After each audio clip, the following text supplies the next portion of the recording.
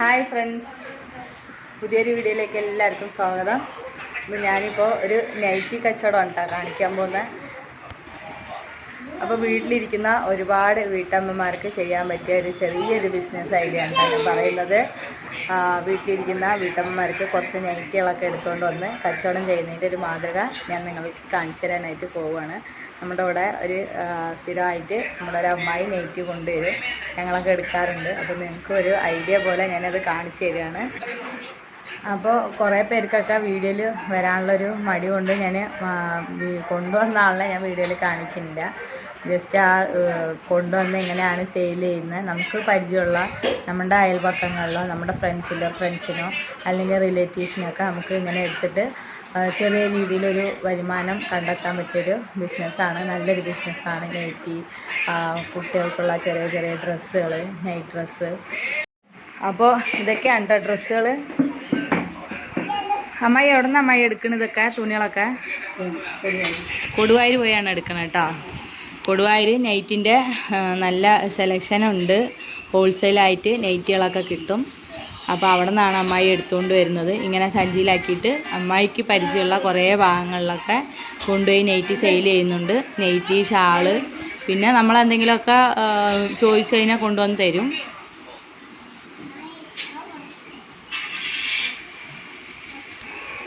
അപ്പോൾ ഈ കാണുന്നതൊക്കെ ഷാളുകളാണ് കേട്ടോ.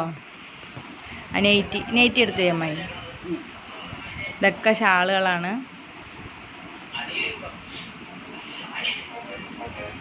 ഇത് നൈറ്റിയാണ്.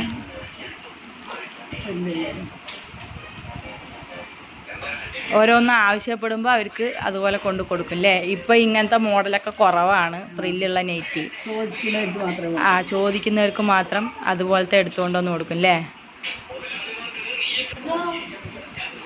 ഇതൊക്കെ ഓരോ മോഡൽ നൈറ്റികളാണ്.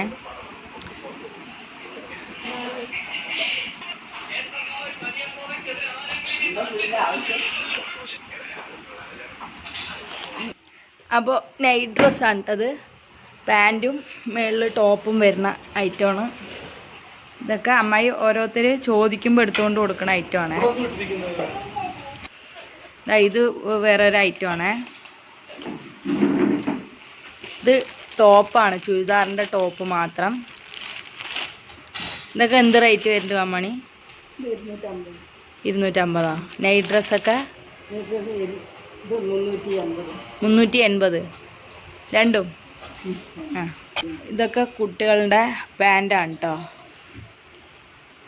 വീട്ടിലൊക്കെ ഇടാൻ പറ്റിയ സൈസ് പാൻറ്റുകളാണ്.